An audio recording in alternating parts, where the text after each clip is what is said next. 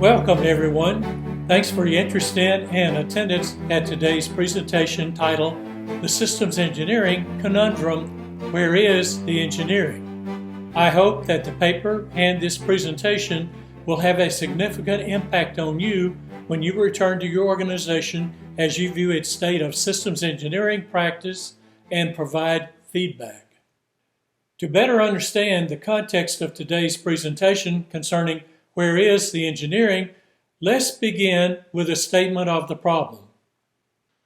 Despite engineering being a key part of its name, systems engineering command media, in general, exhibit a plethora of objective evidence on systems management and processes, and yet only inferences of a complete set of science and math-based concepts, principles, and practices unique to systems engineering that guide its application.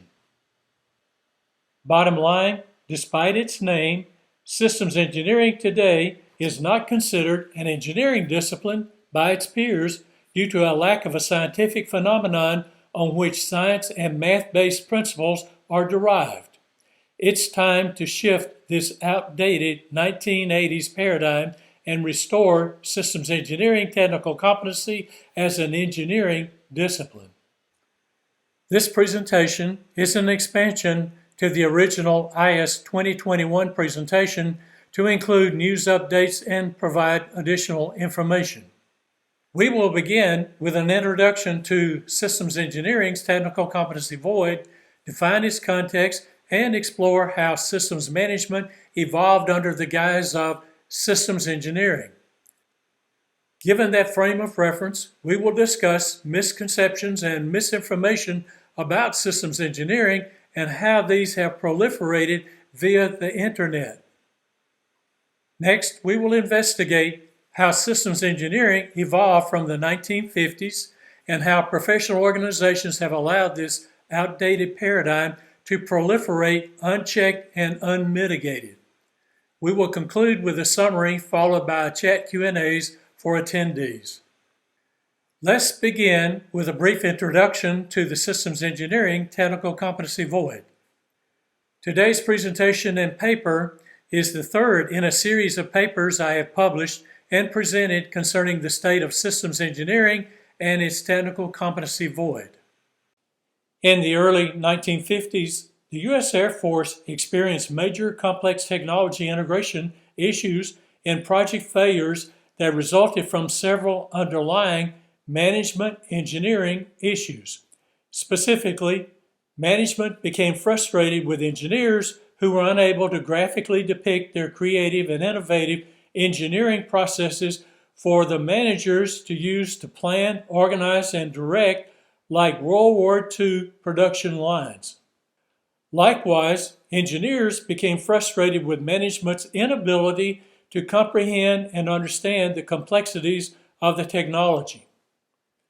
To regain control of the projects, the U.S. Air Force intervened and instituted a new paradigm called systems management, namely project management and configuration management as we know it today.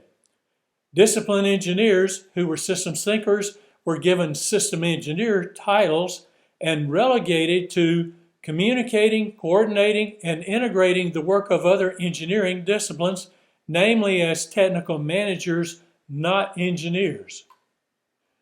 Systems engineering, as an emerging engineering discipline, illustrated by the dashed line, was transformed into systems management, that is, managing the development of systems.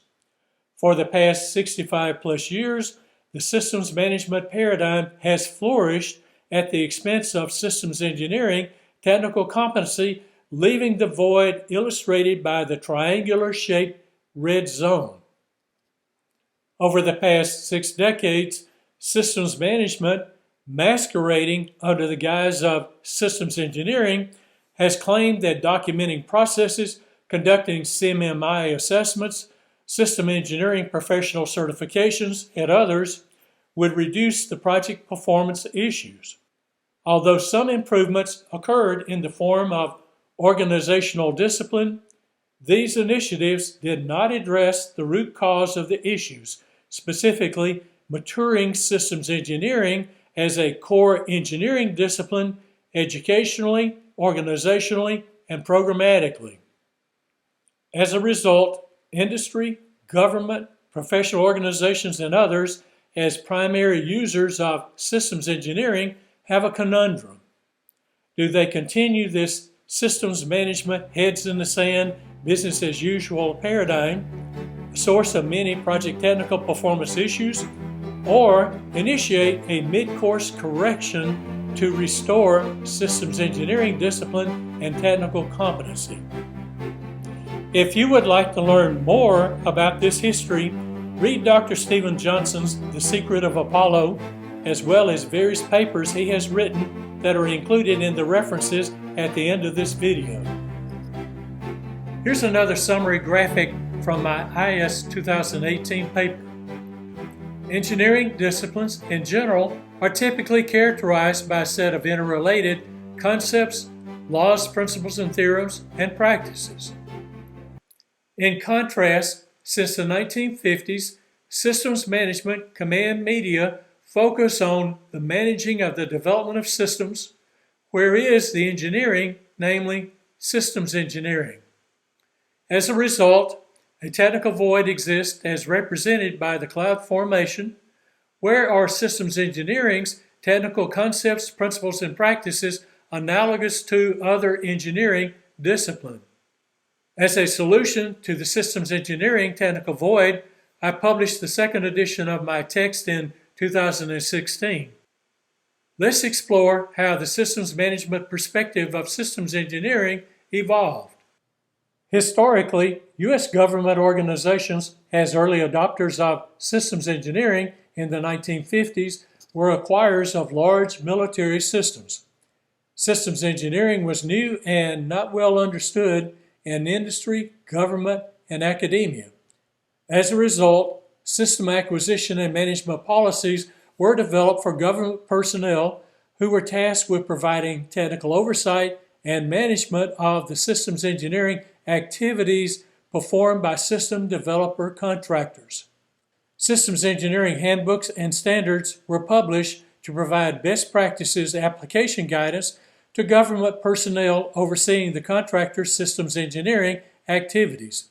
Examples included system acquisition, specification requirements, documentation, programmatic and technical reviews, and so forth. Beginning in the late 1960s, DoD standards were established and given various forms of management titles from the 1960s to 1994, when acquisition reform was instituted to transition engineering standards to industry.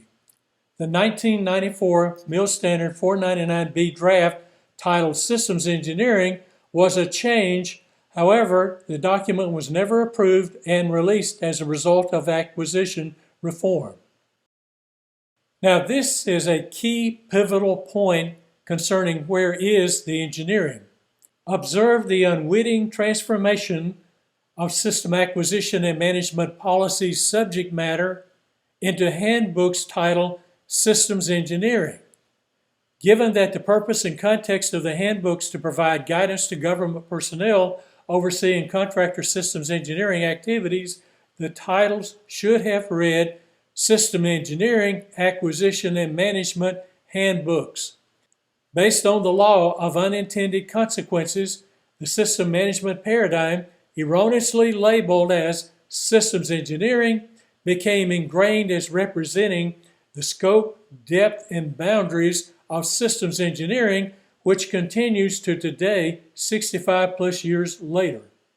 Government system engineering acquisition and management standards and handbooks became de facto systems engineering textbook resources for professionals and courses, with at least one exception. Blanchard and Fabrici's Industrial Systems Engineering textbook, published in the 1980s. As a result, unwitting textbook authors promulgated this pseudo-systems management paradigm as systems engineering. Textbooks are often selected based on the instructor's competency comfort zone, not what the students need to enter industry and government to engineer systems. So the systems engineering textbook titles were naively accepted as systems engineering.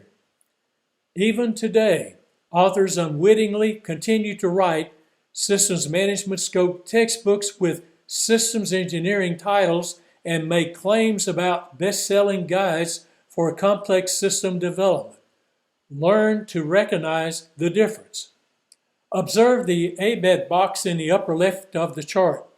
The Accreditation Board of Engineering and Technology, that is ABET, establishes student outcomes criteria for accrediting engineering programs. Based on the preceding discussion, you're probably asking, has an ABET established student outcomes for systems engineering?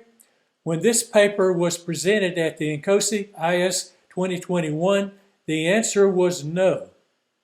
Newsflash: as an insertion note to the original IS 2021 presentation, I am pleased to remind everyone that after 15 years, ABET, INCOSE, and 6 other professional organizations announced on December 28, 2021, that they had come to agreement on a set of systems engineering student outcomes criteria for the 2022-2023 accreditation cycle.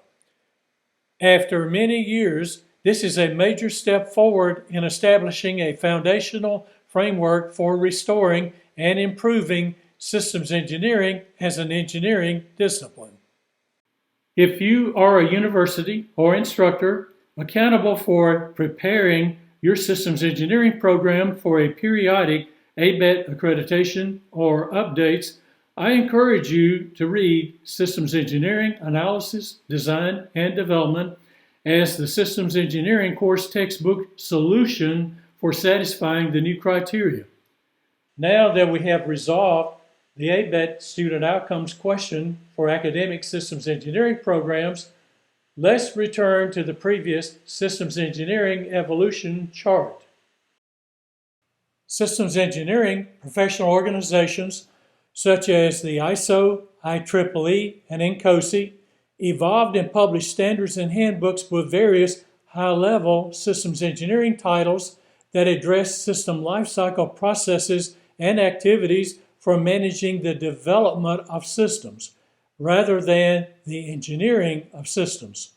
Examples include ISO 15288 and the INCOSE Systems Engineering Handbook.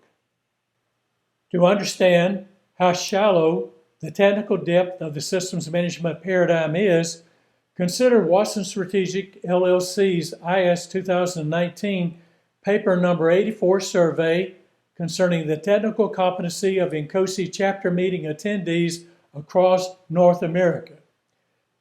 The average technical competency was 1.9 on a 5.0 scale using the INCOSE Systems Engineering Competency Framework level categories.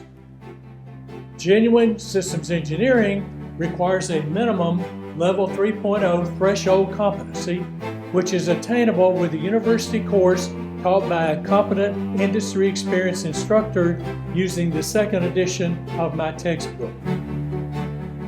To illustrate how the technical void results in misinformation and misconceptions of the systems engineering practice, let's explore a couple of examples.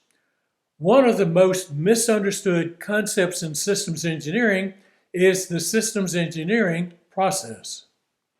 If you search the internet for the systems engineering process, there are a plethora of so-called systems engineering process models. Contrary to misinformed public opinion, as evidenced by my 2017-18 Systems Engineering Survey, most systems engineers are unaware that the predominant V model is not the systems engineering process. Let me repeat that. The V model is not the systems engineering process. In 1991, Dr. Kevin Forsberg and Hal Moose introduced the V model in the first INCOSE conference held in Chattanooga, Tennessee. If you read their paper, the V model was titled The Project Cycle, not the systems engineering process. The V model is actually one of several project-level system development process models available to systems engineers that include the spiral, agile, incremental and iterative, and others, depending on risk and other factors. The V model is just one example of how the systems engineering technical void enables the uninformed to unwittingly mislead others via the internet. Here's another example of how misguided systems engineers with a systems management depth of knowledge and project managers misrepresent the systems engineering process using misapplied buzzwords. This graphic was distributed by the INCOSE Project Management Systems Engineering Integration Working Group Strategic Technical Planning Initiative. One of the members informed me that the chart originated outside of INCOSE. I certainly hope that is the case. First, the product breakdown structure, or PBS, depicted on the left side of the diagram. The hierarchical structure illustrates how the uninformed unwittingly intermix related but different architectural concepts and applications. For example, terms such as system and subsystem are hierarchical levels of abstraction of the system's architecture. The system elements are categorical classification types of entities such as personnel, equipment, mission resources, procedural data, facilities, and other types of architectural entities within each level of abstraction that trace upward within the system architecture. These are related but different architectural concepts and applications.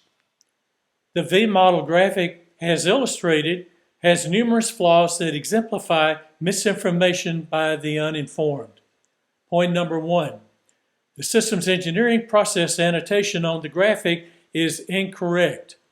Likewise, the V model is not referenced in ISO 15288. Remember, engineering standards specify what is to be accomplished, not how to perform systems engineering. That is, which system development model to be used, which is a function of project size, complexity, risk, and numerous other factors.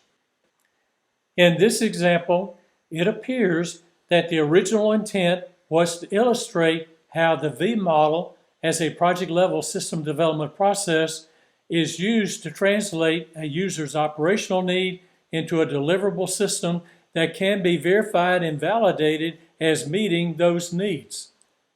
The V model graphical context is correct. However, the words in the boxes are incorrect, have been misapplied, and are misleading. This example illustrates how the uninformed change systems engineering concepts and buzzwords together without understanding their system context and proliferate them via the internet, conferences, and papers via a concept known as the Lorenz butterfly effect.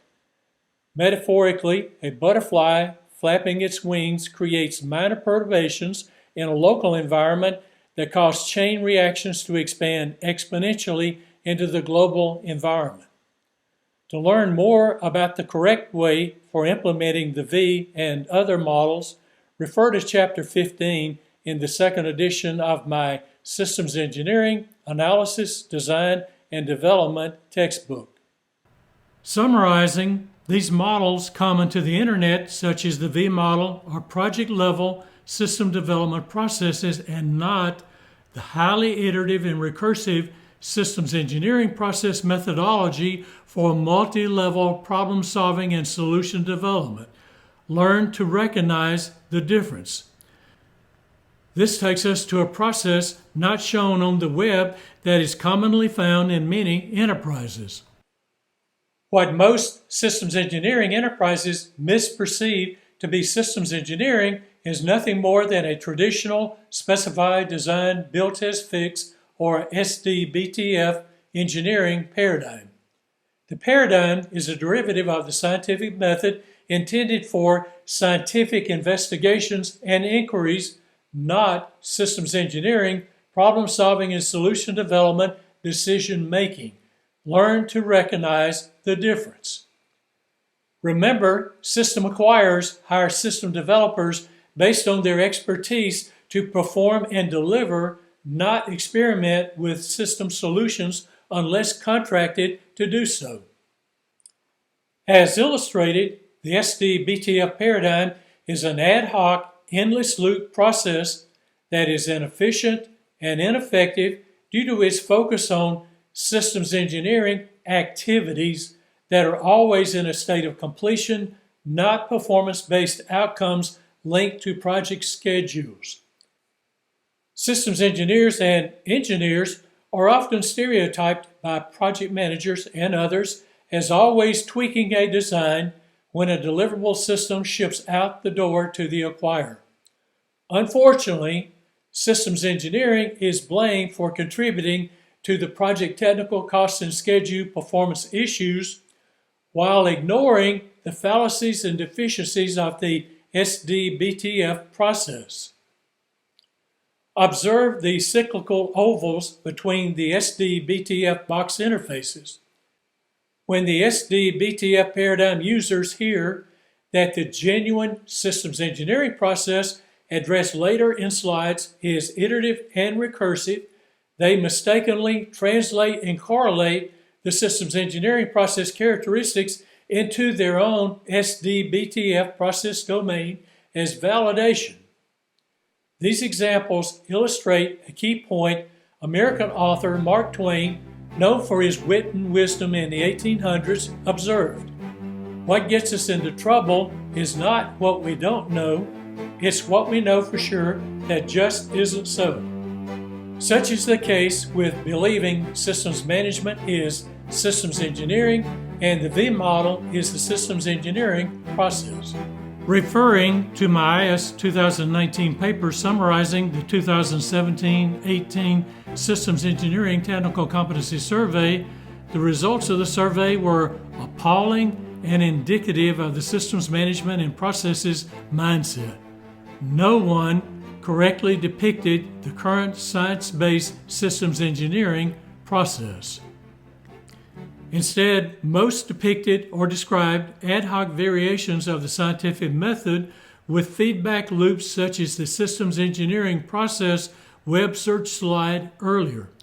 Recognize that these ad hoc models are based on abstract, endless loop systems engineering activities that contribute to project technical cost and schedule performance issues, not performance-based outcomes that link to project schedule milestones.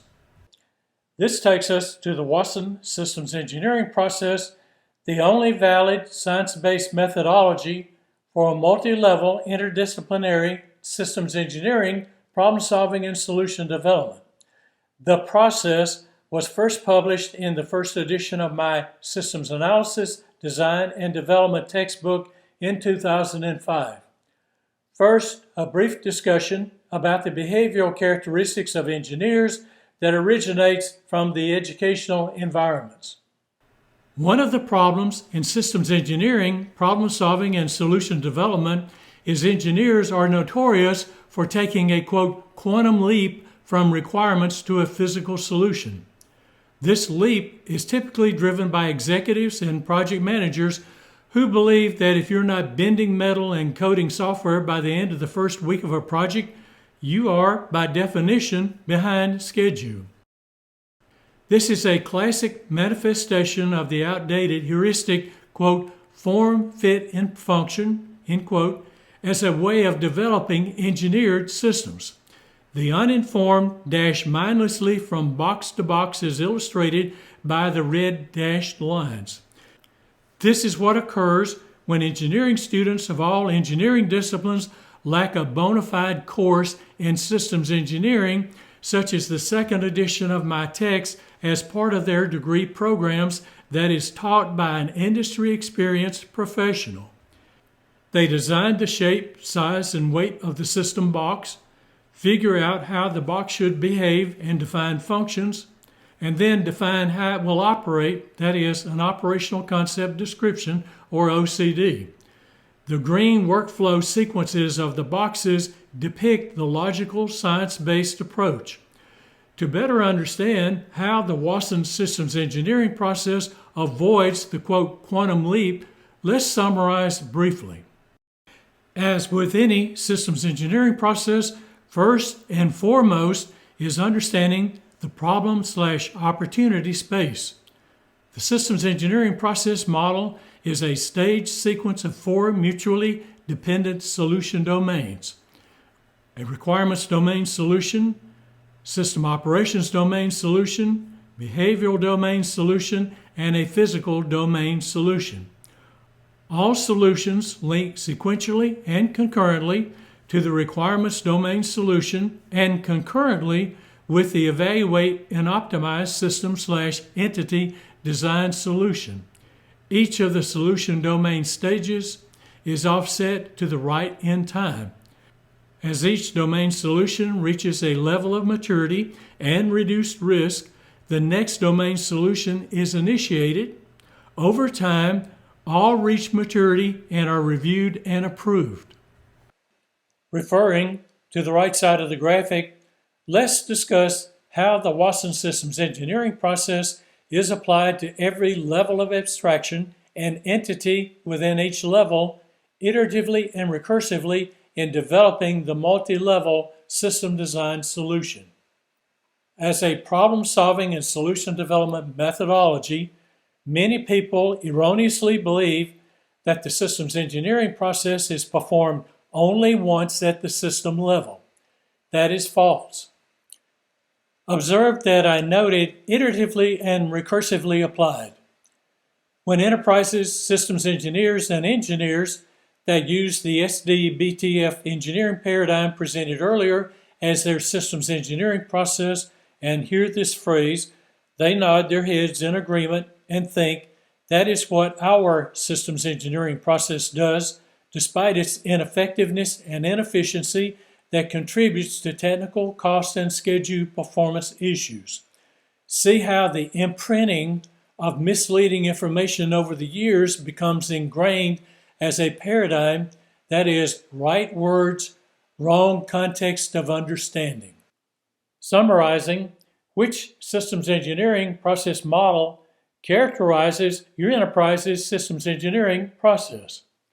The specify, design, build, test, fix, or SD-BTF model on the left side of the chart that is an ad hoc, endless loop, scientific method-based approach that focuses on ambiguous systems engineering activities such as develop requirements and results in project technical cost and schedule performance issues, or the Watson systems engineering process model on the right side that is a science-based methodology that focuses on producing performance-based outcomes that minimize project technical cost and schedule performance issues relative to the frailties of human decision-making.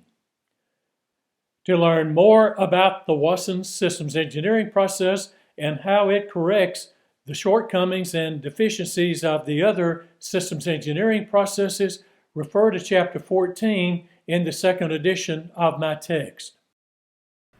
To illustrate how the systems engineering technical void impacts project technical cost and schedule performance, model-based systems engineering is a notable example. Model-based systems engineering, or MBSE, is a very powerful tool that enables systems engineers to model systems and acquire insights into their behavior, performance, and trade-offs. The problem is unwitting enterprise executives rationalize that using an MBSE tool means, by definition, that you are performing systems engineering. That is false. As noted earlier, most so-called systems engineers and enterprises typically have an average systems engineering technical competency of level 1 or maybe level 2. Uninformed managers sprinkle pixie dust on them and declare them systems engineers. As a result, their projects continually exhibit technical, cost, and schedule performance issues originating from the previous systems engineering process discussions. Systems management, under the guise of systems engineering, has claimed for decades that, quote, documenting and following processes, end quote, will alleviate these issues. Never mind that the processes are not genuine systems engineering based, just systems engineering activity based, specify, design, build, test, fix mindsets. This is what occurs when level 1 or 2 systems management oriented and certified systems engineers attempt to perform real-world systems engineering. Despite the enterprise claiming to have performed systems engineering for 30 plus years, their management and engineering decide to embark on the new rage, that is, digital engineering. Besides, quote, our customers are expecting it, and we can learn to produce SysML diagrams and populate data into a searchable relational database tool. Piece of cake, no problem. So they purchase an MBSE tool for a major project. It doesn't take long for enterprise executives to learn that the level 1 or 2 systems management systems engineers, that is, the communicators, coordinators, and process compliance checkers, do not understand real-world systems engineering. They do not understand the integrating physics and interactions of the components, materials, human operators, or external operating environment factors. From the systems management systems engineers' perspective, that belongs to the discipline engineers. As a result, project performance is generally the same as when the project practiced traditional specify, design, build, test, fix engineering. So, what is missing from this current day MBSE project? The reality is, if you do not understand genuine systems engineering, an MBSE tool is just a mechanism for mindlessly creating SysML diagrams and populating data objects in a searchable relational database. The models are only as valid as the systems engineering competency of those creating the model. To illustrate the point, Dr. Michael Griffin, former NASA administrator, in a 2010 paper titled, How Do We Fix Systems Engineering?, made the following observation.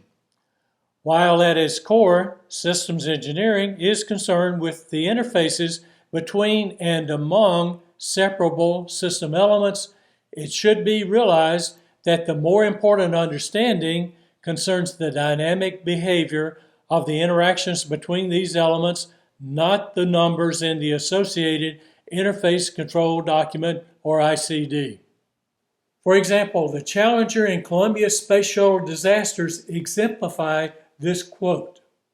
As another example, you seldom hear anyone at technical reviews raising Griffin's 4 elegant system design questions. 1. How do you know the design will actually work? 2. Is the design robust? 3. Is the design efficient? 4. Does it accomplish its intended purposes while minimizing unintended actions, side effects, and consequences? Given the preceding discussions and the technical competency void, what has INCOSE as the systems engineering flag bearer among professional organizations been doing to correct the void? Let's explore that point further. Over the past 10 years, INCOSE has been evolving into higher level domains such as socio-technical, environmental, and other social concerns and issues. Systems engineering methods obviously apply not only to engineered systems, but also to organizational systems, societal issues, and so forth as systems problems to be solved. In presentations I've attended, I've asked INCOSE leadership why INCOSE has been so slow to place a priority on solving the systems engineering technical competency void. The response was, the INCOSE Board of Directors over the past several years have been moving away from systems engineering. Since the May 2018 timeframe, you may have noticed a very subtle change on the INCOSE homepage, namely the tagline a better world through a systems approach. Most people will probably say systems engineering is about using a systems approach. This inspires several questions. What is the systems approach? Alternatively, what is the code speak?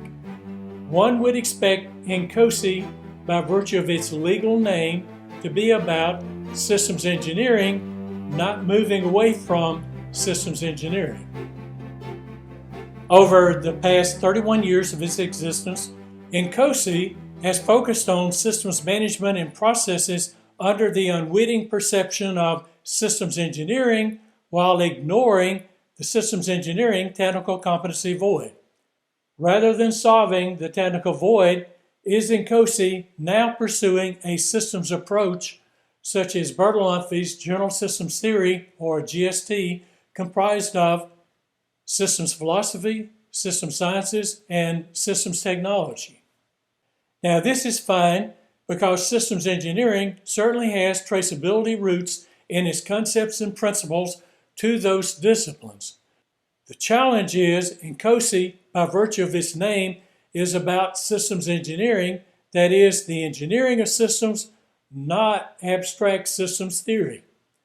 On inspection, the optics imply INCOSE hasn't solved the systems engineering technical competency void and has decided to shift its focus to the systems approach, such as general systems theory, and see where that takes us. Rhetorically, does this mean that systems engineering was once a home port for INCOSE and is now only an occasional port of call as INCOSE drifts with the winds of the systems approach, namely systems philosophy, systems sciences, and systems technology? It's unclear where INCOSE will drift despite words in its Vision 2035. Where does systems engineering, that is, the engineering of systems, fit within INCOSE's systems approach? Option A is one interpretation of the systems approach.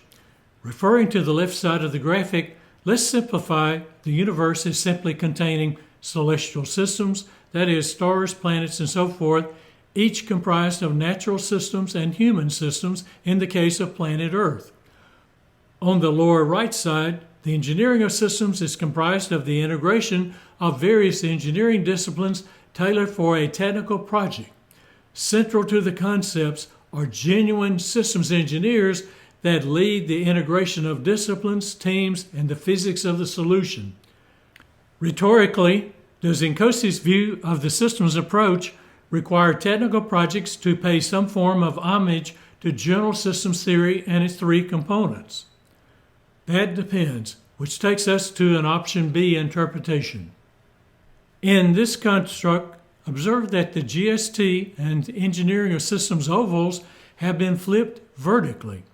In this interpretation, GST is viewed as a supporting set of disciplines that influence, not drive, the underlying systems engineering concepts and principles that provide the foundation for the engineering of systems, such as engineered systems, organizational systems, and others. Option B is the most logical option for INCOSE, given systems engineering as its legal name. The preceding discussion brings us to a challenge question every enterprise, including professional organizations, continually has to answer. What business is INCOSE in? Based on the preceding discussion, does INCOSE have an identity crisis? Conceptually, in nature, chameleons adapt their colors to match their backgrounds. Rhetorically, is INCOSE the chameleon of systems as a professional society?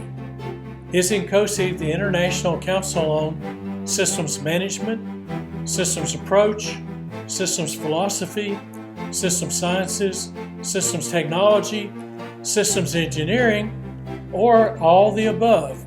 If so, where is the engineering in INCOSE? In summary, here are some key takeaway points from today's presentation. Point number 1, enhanced awareness of the systems management concept that has been unwittingly promoted under the guise of systems engineering for the past 65 plus years by the uninformed, including professional organizations. Since the early 1950s, systems engineers have been relegated to technical project communicators, coordinators, and process checkers roles as technical managers.